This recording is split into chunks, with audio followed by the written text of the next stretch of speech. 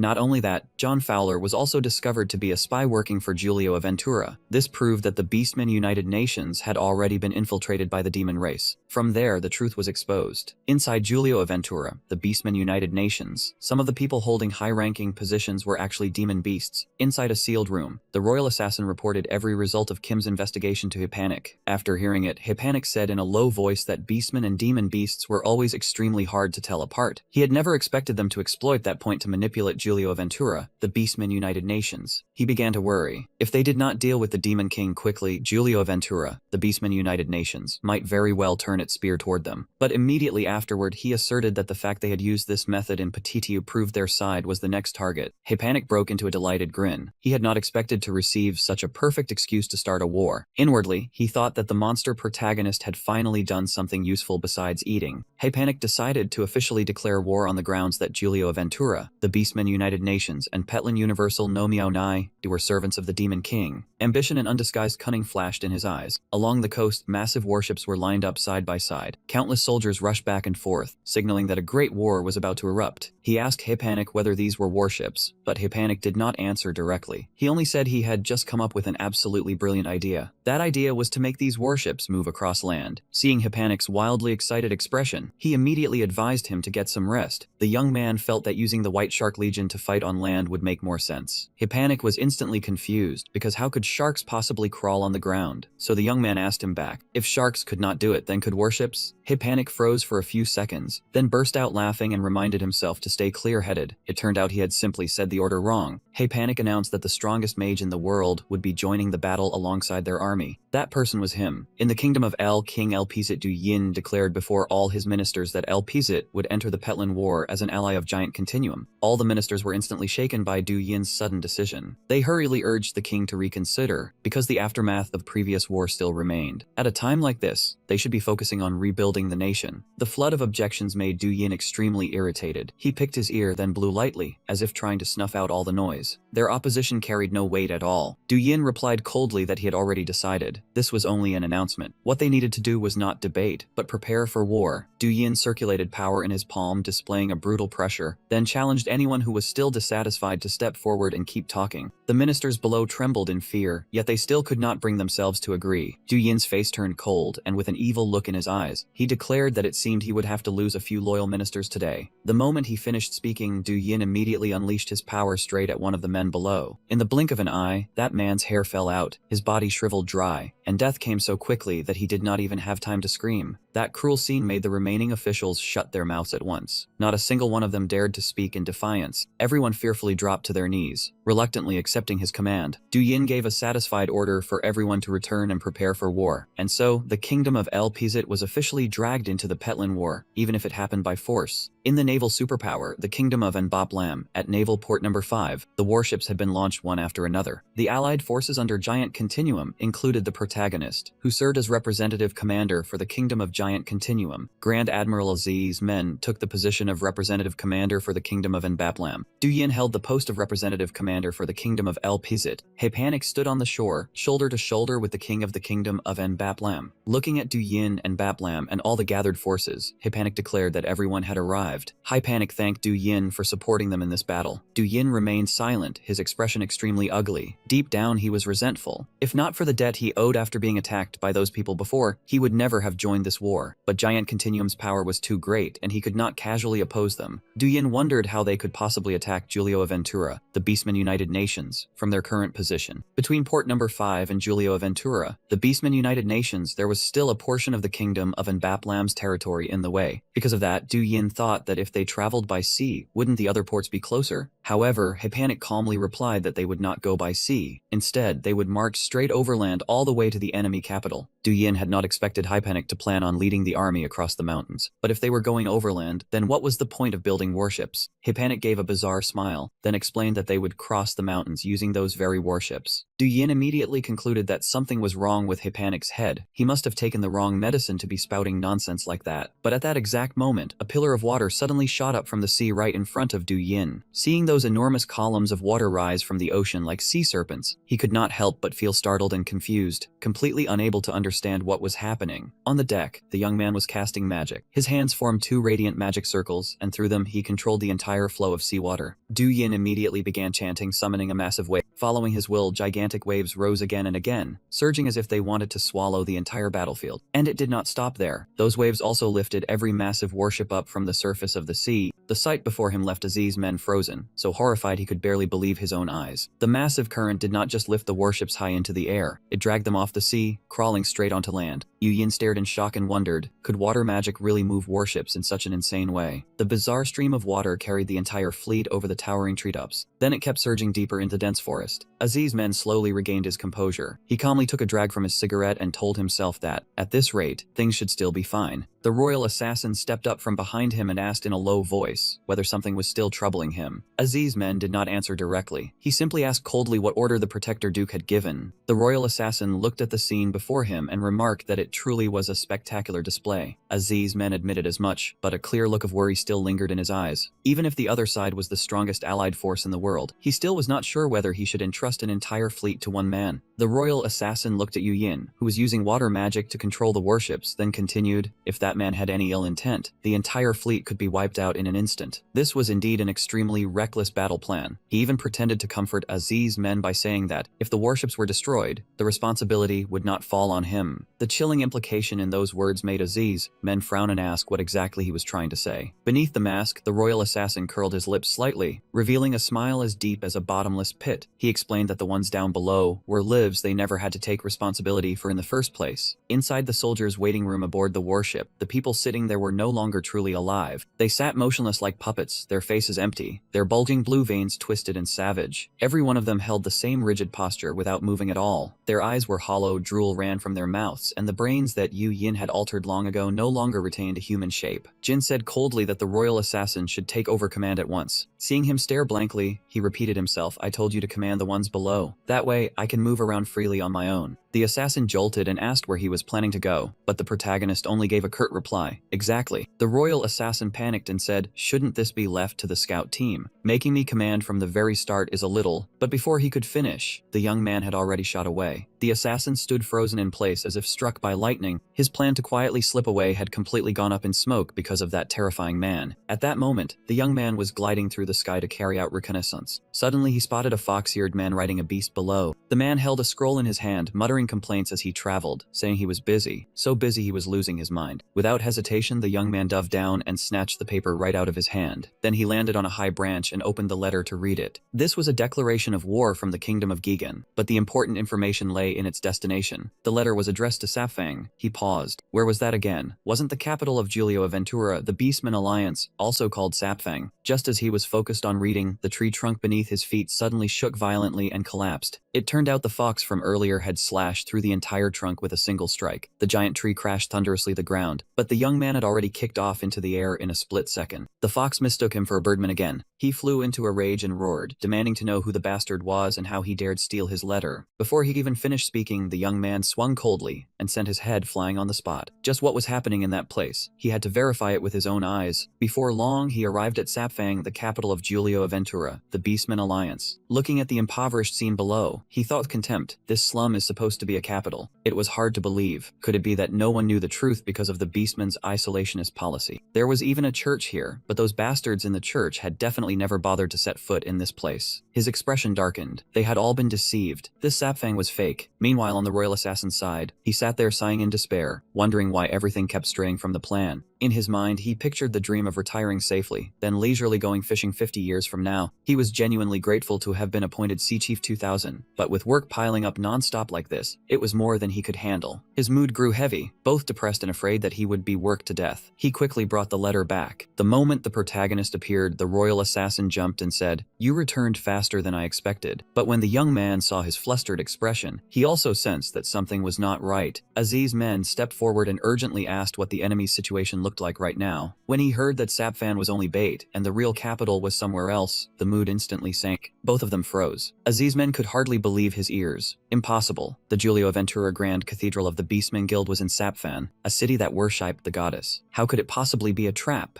Jin glared at the wolf, his voice turning cold. Didn't you say the ones leading those bastards were demons? Aziz's men was struck speechless, his throat tightening so hard he could not get a word out. Only then did the assassin speak up. You said it yourself. Demons worship the goddess as the creator, but that is all. If necessary, they can throw away the grand cathedral without the slightest hesitation. Aziz's men gritted his teeth and declared that he would change the plan immediately. Main asked if he intended to change the whole guild schedule too. Aziz's men answered at once. No need. The hand holding his pipe began to tremble. If those bastards saw the warships and surrendered in fear, I might have let this end peacefully. But right after that, he suddenly hurled the pipe hard onto the ground. Then he crushed it under his foot. His voice dropped in something terrifying. But now I have thrown any intention of peace out of my head. Those animals dare insult the goddess. I will cut those beastmen in half, gut them for fish bait, and throw their bones to the beast emperor to gnaw on. The scene immediately shifted back to Sapfan. A bear guard lifted his head and spotted a blazing light in the sky, like a star crashing down. He stared blankly and wondered, could that be a meteor? He quickly clasped his hands in prayer. Please let me work more for less pay. Wait, no. Please let me work less for more pay. But when he opened his eyes, he realized there was no such thing as a meteor in this world. What was falling toward him was the end of his life. A massive fireball slammed straight down, blasting the entire town apart in an instant. 3 colossal warships descended on Sapfan, bringing pressure like a catastrophe-class dungeon had just opened. Aziz's men stepped onto the side of the ship, so furious that veins bulged across his face. You dare insult the divine, you filthy heretics! He roared, ordering everything outside the grand cathedral to be reduced to dust. The crew received the order and immediately loaded the cannons. Every muzzle locked onto its target at once. Aziz's men was still screaming like a madman. Die, you filthy heretics! I will kill every last one of you. Yu Yin stood nearby, tortured by the shouting until it felt like his eardrums were about to burst. Way too loud. 2 hours later, all of Sapfan except the cathedral had been flattened. Aziz's men stood with his hands clasped before the cathedral, sincerely apologizing to the goddess. Even though they say this place was unharmed, I still regret disturbing the peace of your house. Please forgive me. After finishing his prayer, he bent down and picked up the hat in front of him. He dusted it off and put it back on his head. Thinking about it, this was the first time he had ever seen a church built right inside beastman territory. They said the image of the goddess changed depending on the race, but the statue before him looked like it was modeled after some specific individual. Could there really be a beastman pure enough to be carved into a statue? No. This feeling was nothing like a beastman at all. It was more like, just then, Main walked over and stopped short. What the hell is this? Why is this thing here? Aziz's men immediately asked, do you know this face? He answered, I think I do. It was a face he had not seen in a very long time. Aziz's men was shaken inwardly. He recognizes it. Could this beastman be someone he knows? The more he thought about it, the more wrong it felt. Not just for a beastman, this statue truly did not resemble a beastman at all. Or perhaps someone from the church. The moment that thought flashed through his mind, he jolted in shock. If this was someone from the church, and they knew Main, then could it be a comrade who once destroyed the demon king alongside him? Aziz's men quickly turned back and asked if this was the former saintess. The young man calmly answered with one sentence, it's the demon king. Aziz's men went dead silent after hearing that. What did you just say? Aziz's men's entire body was instantly drenched in sweat. You just said what? Did you just say that was the demon king? He screamed like a lunatic, his mind nearly collapsing on the spot. No, this won't do. I have to bury it right now. These hands prayed before the demon king. These eyes saw it. I have to bury them all. Bury everything. He did not hesitate and immediately struck Aziz's men hard in the back of the neck. The blow knocked Aziz's men unconscious on the spot. If he had not been stopped in time, the man probably would have taken himself out right then and there. Just then, a bishop stepped forward. Jin immediately looked him straight in the eye and asked, you said you are the bishop in charge of this place, correct? What is going on here? Did the church allow you people to carve that bizarre statue on your own? The man broke out in a sweat and hurriedly shook his head in denial. No, sir. The church only approved a different statue, but the beastman here secretly changed it. Since I did not know what the demon king truly looked like, I assumed it was just the beastman's strange sense of taste. The main character narrowed his eyes and pressed him further. So that means the church knew absolutely nothing about this?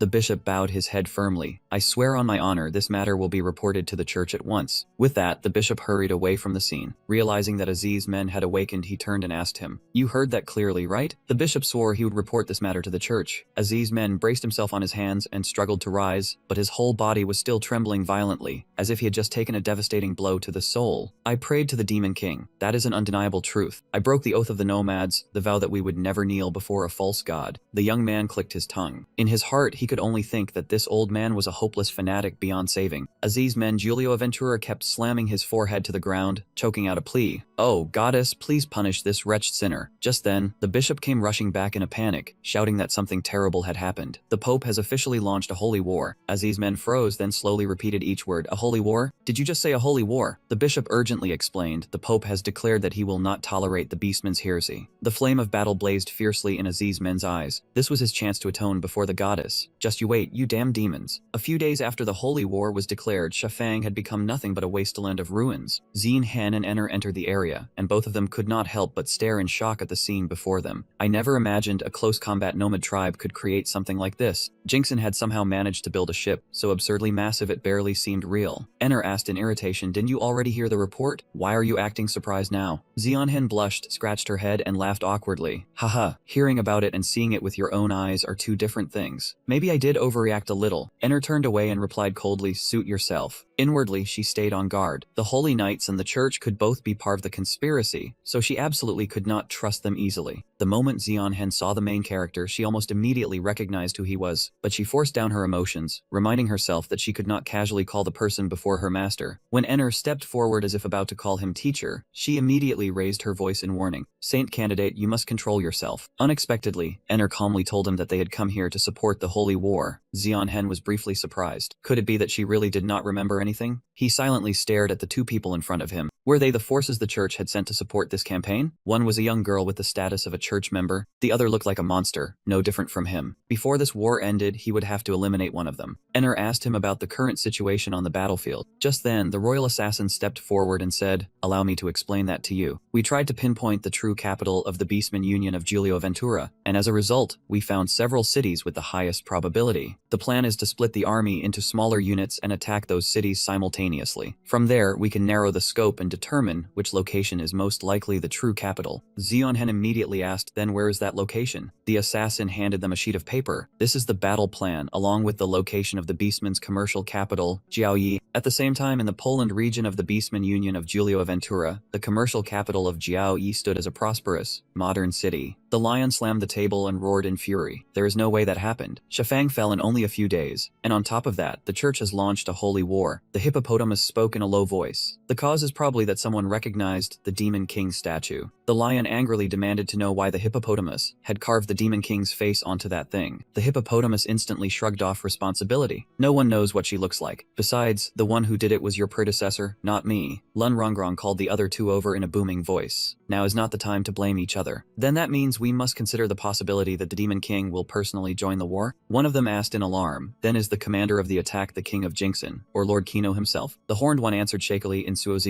The demon from the rumors, the one who once turned the Flatfield Plains into a sea of fire, has appeared here. The whole group hurriedly reassured one another. This is not the time to be afraid. The most important thing is to plan a countermeasure immediately. At the same time, his group had already set up a hidden ambush outside the city. He guessed that things would not be difficult, prompting the royal assassin to ask, you mean attacking this city? While the enemy faction was discussing their next move, the most chilling line of all rang out. Absolutely no one could be left alive. The assassin broke out in a cold sweat, then asked in a trembling voice what kind of plan he had prepared. Jin calmly replied that the main character would create a chaotic scent when the church entered the city, while the assassin had to gather every ingredient exactly as the king had instructed. Once the message had been passed on to everyone, the air instantly grew tense enough to snap. Then let us begin. The moment he said that, he launched himself into the air and transformed into a gigantic monster. The beastmen turned pale the second they saw that form, because standing before them was their sworn mortal enemy. One of them did not hesitate, immediately swinging his arm and hurling a spear straight at the main character. Even though he tilted his body in time to dodge, the spearhead still grazed right past his nose, leaving behind a burning cut. The one who missed cursed under his breath, just a little more, and they would have taken his life. The young man glanced toward his opponents, and a thought suddenly crossed his mind. Should he toy with them a little longer? He opened his mouth, ready to unleash dragon breath with the destructive force of an otherworldly creature. But at that very instant, a surprise attack came flying in, powerful enough to knock his offensive completely off course. The blow swept across his face and made the main character freeze. When he looked closely, the one standing before him was Enner, and he coldly asked who she was. Enner screamed in fury, asking if he really thought she had forgotten the enemy who had harmed her brother. In his gigantic dragon form, the young man was clenching the spear tightly between his razor-sharp teeth. He slowly pulled it out, dragging dark red streams of blood with it in a horrifying sight. His body swelled until it towered far above the city wall, looming over everyone like a true dungeon boss. The main character narrowed his eyes at the person standing up high, realizing that this plan seemed to have drifted away from its original design. That person was Enner, and a suffocating aura of hatred was rising heavily around her. Beside her stood a large weapon launcher, aimed straight at his enormous body. Enner's gaze was steady and razor-sharp, as if she was fully prepared to send him straight to hell. She activated the machine and launched the spear with clean precision, tearing through the wind. The spear shot forward and pierced straight through part of the main character's shoulder. Just as he was about to regenerate the torn flesh, another spear came driving in. It stabbed straight into his eye, knocking his gigantic body backward. But that thing was not simply an ordinary spear. Compressed inside it was an extremely dangerous source of magical power. From atop Giulio Aventura Castle, Enner poured in every last bit of magic power she had left and triggered the detonation. In an instant, the spear lodged in the main character's eye exploded, unleashing terrifying destructive force. Seeing her enemy collapse and stop moving, Enner finally lowered her hand. The corners of her eyes blurred, and tears filled with hatred and resentment rolled down her face. Enner believed she had finally taken revenge, that her brother could at last rest in peace, and then she turned to leave. But things did not end the way she imagined, because the young man was still standing after that fatal blow. His neck began to regenerate, pieces of flesh and bone reconnecting in a grotesque way. In the blink of an eye, that body had fully recovered, and it had even grown a new head. The main character spread his wings and flew high in the sky, his deep voice booming down, and leaving Enner frozen in place. She whipped around to look at him, unable to understand why he was still alive when she had clearly hit his head. His current appearance was hauntingly grotesque, yet he seemed genuinely amused by her magic enhancement technique. The main character even wanted Enner to keep performing a few more moves for him to watch. Elsewhere in the middle of the chaotic battlefield, Zeonhen was hiding behind the corner of a wall. She realized the guards around this area were unusually thin. What bothered her was where the Saint candidate had gone, since the plan had been to meet here. Suddenly, an explosion rang out in the sky. Zeonhen looked up and immediately recognized the main character. He and Enner were clashing fiercely in midair, like two true action monsters. The one-on-one solo battle unfolded evenly matched, with neither side willing to give even half a step. Zeonhen was stunned, unable to understand why her master and the Saint candidate had started fighting each other. Right then, he took another heavy blow directly from Enner. She unleashed her inner force violently, activating a physical enhancement skill to push her strength to the absolute limit. Enner aimed straight for his wings, determined to cut off his advantage in the air. The force of this strike was 10 times stronger than normal, powerful enough to make the main character scream in pain. Then she seized Jin's wing. Without the slightest hesitation, she ripped them clean in half. The sight was so horrifying it was hard to breathe. The main character could only scream helplessly in agony as his wings were crushed. The panicked crowd on the ground all looked up at once. No one understood why those two had suddenly thrown themselves into a fight to the death. Blood poured from his body, turning the sky into a terrifying red rain. The civilians whispered and trembled, everyone feeling that this scene was far too monstrous. Panic swallowed them all, and they scattered in every direction. Meanwhile, the two monsters above continued slaughtering each other without pause. Enner unleashed a devastating punch, driving it straight into the main character's body. He had absolutely no way to defend himself. The impact sent him crashing straight into the ground, splitting the earth wide open. Enner still refused to stop. Her killing intent erupted as she dove down like a raging mage. Her speed was as fast as lightning, far beyond what ordinary people could track with the naked eye. But the main character simply lashed out hard with his tail. Enner was instantly blasted away, punching through one wall after another for a full 1,000 meters. With just one blow, she was buried beneath the rubble while he was, in every sense, a true monster. With no other choice left, Enner was forced to use the power the church had forbidden before she became the Saintess. The instant she activated it, fierce blue flames erupted from her hand. Her other hand ignited as well, and her entire body seemed to receive a fresh system buff of power. Enner's slender legs trembled, but she still forced herself to stand. The power she had just released was the exclusive weapon of the Saintess. Even then, the main character showed no fear. While she was demanding revenge for that soldier, she had unknowingly become his entertainment. With a gaze cold enough to send chills down the spine, he said he would make sure to repay Enner properly. Once again, Enner charged straight at the main character in a fury, swearing she would kill him before that could happen. Every ounce of her power and combat skill was poured into this final technique. She thought she might finally bring him down, but Enner was hit with yet another shock. The main character's face suddenly turned into that of a red-haired woman, while one of his hands still blocked Enner's attack with ease. The sight left her frozen, and she thought he had turned into a woman purely to attack her mind. That also meant Enner did not recognize this face at all. He clenched his fist, and this was absolutely not a mental attack. Right after that, he swung his arms straight upward. The area around the two of them suddenly sank into a terrifying silence. After that swing, a massive explosion erupted, its shockwave roaring across the entire area. It was the main character himself who had struck Enner's body head-on. Amid the thick clouds of dust and smoke, he stood there like a monument, cold and utterly emotionless. Zeonhen had been watching the entire sequence from high above. She froze on the spot because of his current face. It was the face of the previous Saintess. The main character stood alone in the swirling haze of dust. That face showed no emotion whatsoever. Seeing her master transform into Angela, Zeonhen could not hide her confusion, wondering if a shapeshifter could truly do something like this. After forcing herself to calm down, Zeonhen refused to believe it. She believed he had only claimed to be a shapeshifter to deceive the world. His real ability was external manifestation. More specifically, the manifestation of the power of the creatures he had devoured. In other words, the main character had eaten the previous Saintess. The moment Zeonhen thought of that, a chill ran down her spine. She trembled as she realized that if he devoured a Saintess, he could also become that very person. As for Enner, she was now in a pitiful, ruined state. She was gravely wounded, unable to move, lying motionless amid the wreckage. Maybe she was still alive. Jin Yang stared at the other party, secretly impressed by the church's bizarre technology. The main character had just raised his hand, ready to send Enr out of this world on the spot. But at that exact moment, Zeon Hen suddenly spoke up, telling him in an icy voice to stop. Zeon Hen stepped right in front of him, clearly refusing to let the main character take another step. Even as a holy knight, she could not just stand there and watch this prey be stolen from her. He immediately denied it, saying things were not at all what Zeon Hen was thinking. But looking at the young man's expression, Zeon Hen could not find a single shred of credibility. And Zeon Hen's face looked just as abnormal now. Two bright red horns had grown from her head, and veins stood out sharply beneath her skin. Zeon Hen forced herself to stay calm, shrinking the horns back down while constantly muttering that she was not something like that. Standing across from her, the main character saw half of Angela's shadow in her. He guessed that Zeon Hen was afraid of her own true nature, because even after becoming aware of it, she still could not control the impulse. Zeon Hen immediately insisted that she was not a monster like him. She was a holy knight. The corner of the main character's mouth curved slightly, forming a smile loaded with meaning. Then he turned and walked away, saying coldly that, for now, that was true. With a calm look in his eyes, he changed his decision at the last second. He allowed Zeon Hen to decide Enr's fate for herself. After all, in her current state, she no longer had enough strength to interfere with the main character's next plan. Zeon Hen understood that this matter could not be hidden, and that it had to be reported immediately. Giulio Aventura received an emergency call. The person on the other end reported that the saint candidate had been gravely wounded. She immediately declared that she would return at once. At the same time, behind those windows, faint figures appeared, silently watching everything unfold. They crowded tightly together, trying to look outside and figure out what was actually happening. Before their eyes, the entire city had been destroyed so badly that its original shape was almost unrecognizable. Right then, a figure appeared behind them. It was a masked royal assassin, weapon in hand, coldly saying that the king of the fallen kingdom was personally directing everything. Countless beastmen had surely been killed. While the group was still panicking and wondering who he was, a shrill scream rang out at once. In the blink of an eye, the glass in front of the door was splattered completely with fresh blood. At City Hall, a massive crowd gathered to hear the second prince speak. He declared that they had defeated Giulio Aventura, and that the Beastmen Federation, along with the demon who once ruled this place, had completely disappeared. Giulio Aventura, the Beastmen Federation, had finally been liberated and restored to normal order. Those who contributed in this war would receive the rewards they deserved.